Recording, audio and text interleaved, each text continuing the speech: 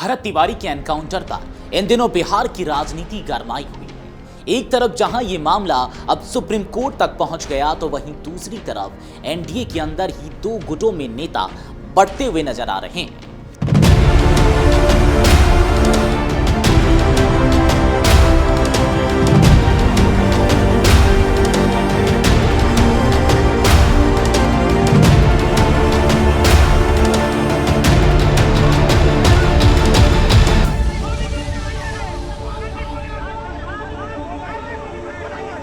बिहार के पूर्व सीएम जीतन राम मांझी जहां इस कार्रवाई को जस्टिफाइड यानी कि न्याय संगत बता रहे हैं, तो वहीं केंद्रीय मंत्री चिराग पासवान इसको निंदनीय बता रहे हैं और परिवार को न्याय मिले इस मामले में वो सीएम सम्राट चौधरी से अपील भी कर रहे हैं। इसके साथ ही उन्होंने आगे कहा कि कुछ भी बताएंगे। इसके साथ ही उन्होंने आगे क्या कुछ कहा वो भी आपको बताएंगे, लेकिन उससे पहले ये जान लीजिए कि सुप्रीम कोर्ट ने इस पर क्या कुछ कहा है। दरअसल सुप्रीम कोर्ट ने भरत भूषण तिवारी एनकाउंटर मामले में दायर याचिका पर जल्द सुनवाई की तारीख तय करने से इनकार कर दिया है। अदालत ने याचिकाकर्ता को निर्देश दिया है कि वह रजिस्ट्रार के समक्ष मामले को उल्लेख करे, जिसके बाद आगे की प्रक्रिया तय की जाएगी। इस याचिका में घटना की सीबीआई जांच कराने और सुप्रीम कोर्ट के सेवानिवृत्त न्यायाधीश की निगरानी में एक स्वतंत्र विशेष समिति गठित करने की मांग भी की गई है। दरअसल भरत तिवारी से जुड़ी याचिका पर सुप्रीम कोर्ट ने तत्काल सुनवाई से इनकार किया है। यह याचिका सुप्रीम कोर्ट के वकील विशाल तिवारी द्वारा दायर की गई है। इसमें आरोप लगाया गया कि बिहार के भोजपुर जिले में हुई पुलिस मुठभेड़ में भरत तिवारी की मौत एक न्यायतर हत्या का मामला हो सकती है, इसलिए इसके निष्पक्ष और स्वतंत्र जांच बेहद जरूरी है। याचिका में यह भी मांग की गई कि एनकाउंटर में शामिल पुलिस कर्मियों के खिलाफ एफआईआर दर्ज की जाए और पूरे मामले की जांच सीबीआई को सौंपी जाए। ये तो लेटेस्ट जो अपडेट है वो हमने आपको बताया।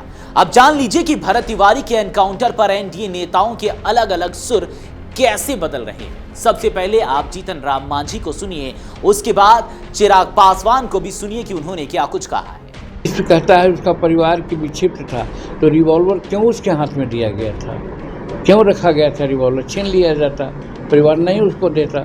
इसका मतलब है कि जानबूझकर परिवार वाले लोगों ने उसको उस्काया है। और पुलिस को अगर मार दिया होता, दो पुलिस मर जाता तो बहुत अच्छा होता।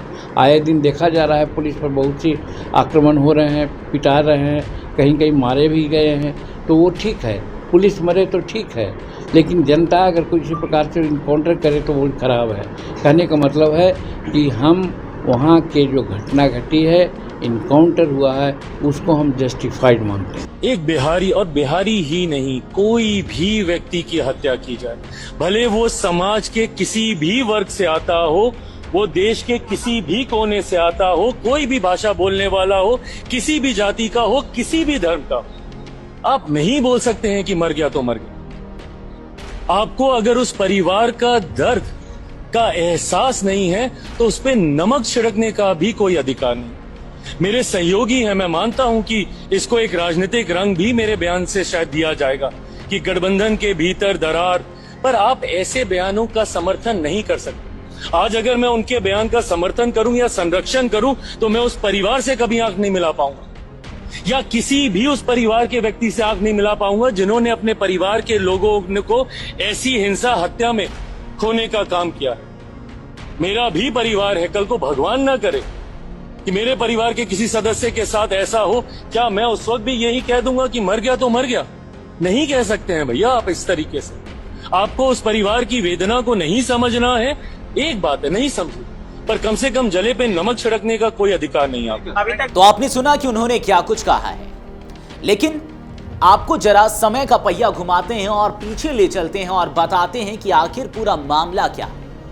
दरअसल 17 जून 2026 की सुबह भोजपुर जिले का शाहपुर थाना क्षेत्र बिलौटी गांव में अभी पूरी तरह सुबह भी नहीं हुई थी, लोग अभी जागे भी नहीं थे कि गोलियों की आवाज ने पूरे इलाके को हिलाकर रख दिया। कुछ ही घंटों बाद खबर आई कि फेसबुक लाइव पर सिस्टम से सवाल पूछने वाला 28 से 30 वर्षीय युवक भरत तिवारी पुलिस एनकाउंटर में घायल हुआ है और बाद में पटना के मेडिकल कॉलेज अस्पताल में उसकी मौत हो गई।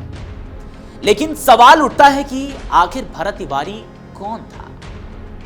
दरअसल एक बीएससी पास युवक, उसके पिता बिहार पुलिस में ड्राइवर रह चुके थे। गांव के लोगों के अनुसार पिछले 1-2 वर्षों तक वह बाढ़, कटाव, सरकारी वादों और स्थानीय समस्याओं को लेकर सोशल मीडिया पर लगातार वीडियो बना रहा था। वह खुद को उन लोगों की आवाज बताता था जिन्हें लगता था कि उसकी समस्याएं सत्ता तक नहीं पहुंच रही। इस कहानी में पहला बड़ा मोड़ 16 जून को आया। उस दिन भरत सोशल मीडिया पर एक पिस्टल के साथ लाइव दिखाई दिया। वीडियो तेजी से वायरल होने लगा। सूचना मिलने के बाद पुलिस उसके घर पहुंची। पुलिस और भरत के बीच करीब 4 घंटे तक बातचीत चली। लेकिन सबसे बड़ा सवाल यही बना रहा कि जब पुलिस वहां पहुंच चुकी थी तब उसे हिरासत में क्यों नहीं लिया गया, उसका हथियार जब्त क्यों नहीं किया गया और आखिर पुलिस बिना किसी कार्रवाई के वापस क्यों लौट गई। इसी सवाल ने अगले दिन की घटना को और रहस्यमयी बना दिया। 17 जून की सुबह करीब 5:10 पर पुलिस के अनुसार उन्हें सटीक सूचना मिली कि भरत के पास अवैध हथियार।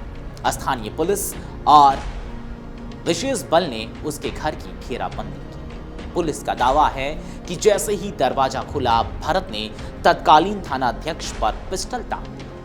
पुलिसकर्मी पीछे हटे, जिसके बाद वह छत पर चढ़ गया और कई राउंड फायरिंग की। इस पूरे मामले पर पुलिस का कहना है कि आत्मरक्षा में जवाबी कार्रवाई करनी पड़ी और उसके पैरों में गोली चलाई गई। लेकिन कहानी का दूसरा पक्ष बिल्कुल अलग तस्वीर पेश करता है।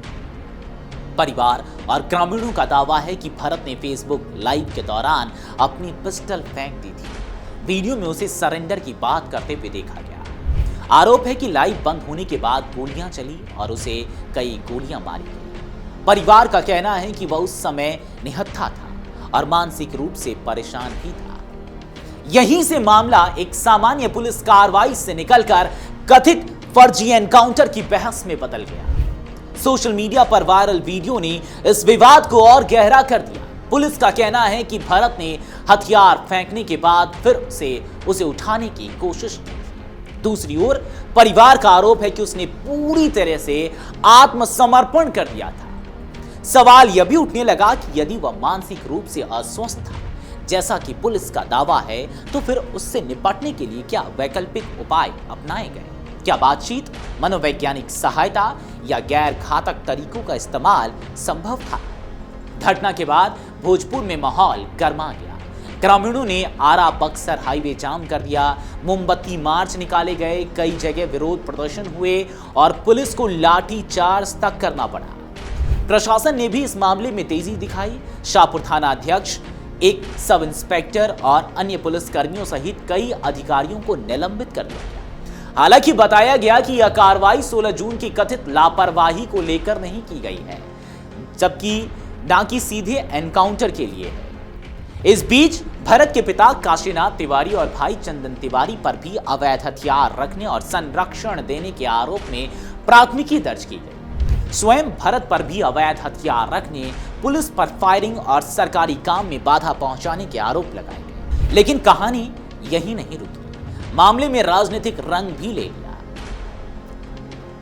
लेकिन कहानी यही नहीं रुकी। मामले ने राजनीतिक रंग भी ले लिया।